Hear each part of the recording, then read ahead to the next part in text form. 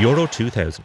Held in Belgium and the Netherlands, Euro 2000 was the first ever European Championships to be co-hosted, and is famous for its matches of supreme quality and stupendous goals. 85 to be exact, with the best save to last. Holders Germany went out with a whimper in the group stages, so all eyes were on world champions France, with many wondering if this era-defining squad could capitalise on the historic success of 2 years earlier.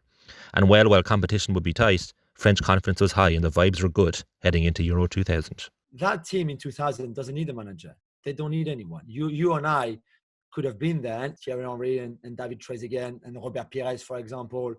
2 years down the line, you're a more experienced player. You play in a better team. Even if we talk about Zinedine Zidane, for example, in 2000, he was a much more better player, more consistent than he was in 1998. So if you had the defense, I think that at the time that was the best defense in the world. The Patrick Vieira of 2000 is simply one of the greatest midfielders on the planet.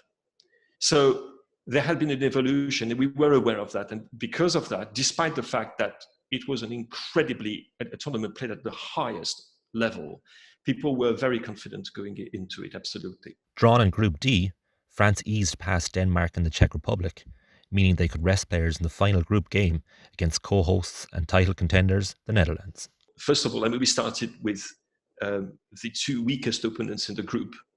And so we avoided the confrontation, all or nothing confrontation, against the team that I think on paper was the best at the Euro. I still can't believe they didn't win that. The Dutch, obviously. Spain were the opposition in the last 8. 2-1 ahead after a sumptuous Zinedine Zidane free kick, Spain were awarded a penalty right at the death. Star striker Raúl would step up. That penalty for Raúl, all the French think it's not a pen. It's never a pen. Barthez is still arguing this is not a pen. And Djorkaeff curses it. And if you watch again, Djorkaeff, when everybody's outside of the box, apart from Barthez and Raúl, Djorkaeff walks past the ball, and you can see he talks at the ball, then walks past Raúl, says something to Raúl that even to this day, none of Djorkaeff or Raúl has said. And Djorkaeff says, I know he's going to miss. He said, I know he's going to miss. And Raúl blasted the ball over the bar. And Djorkaeff to this day says, it's thanks to me and the way I cursed him and the ball that they missed that pen and that we win this game 2-1. An excellent Thierry Henry combined with Nicolas Anelka to send France into extra time against Portugal in the semi-final. Everything creative from France was now coming through Zidane. This is maybe the best individual performance that Zinedine Zidane has put together with any team, any level, any competition. For me, the semi-final against Portugal is unplayable, is untouchable. His decisive moment came 3 minutes before penalties when Abel Xavier handled Sylvain Wiltord's shot. Penalty, ruthlessly dispatched by Zidane. Golden goal. France were into the final. Manager Roger Lemaire now had a selection headache in attack ahead of the final against arch-rivals Italy. The fact that Lemaire was very faithful to Christophe Dugarry. Now, that's something that people were not too happy about. The fact that a player whom they considered inferior to others, to other attacking players, was the favourite. And the reason for that is that everybody knew that Zidane and Dugarry were best mates. You know, it's the Bordeaux connection here. And that created some controversy. A star-studded Italy dominated the final and deservedly took the lead through surprise pick Marco Del Vecchio. France rode their luck on several occasions. There was still just a goal in it, but Italy oozed confidence as full-time approached. The mistake that they made, one is they believed too early that they won it.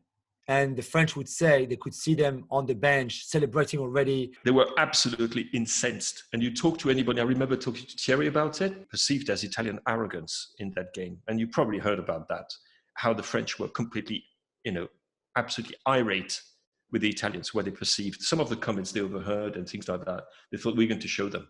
And they did. Lemaire introduced 3 players that would change everything. Sylvain Wiltord, Robert Pires and David Trezeguet. But time was running out. It was over. Because we'd never been that team. We'd never been that team like the Germans coming back from nowhere. This is not us. This is not in the French DNA. We don't fight until the end. We don't always believe. That's not us. The Wiltord goal is like, what? How have they allowed this? How have we come back from the dead? We were dead. How? Thank goodness. You just had to look at the Italians' faces. The whole world has been shattered. It was extra time, which meant golden goal. Perez dribbled down the left and pulled it back to Trezeguet, who unleashed a ferocious shot. Time stood still across France. Every French person will remember where they were when David Trezeguet scored that goal. And we know it's golden goal, so when that goal comes, this is it, it's over. And we know already we're going to go on the Champs-Élysées. I think in your wildest dream, you don't think it could be such a beautiful, pure, perfect finish, perfect goal. And yet David Trezeguet provided. It's a moment of joy, the lack of which, there is nothing to compare with it. Maybe the Trezeguet one is the best. Maybe it has to be the number one, the most important, the most beautiful. But yeah, maybe it has to be number one.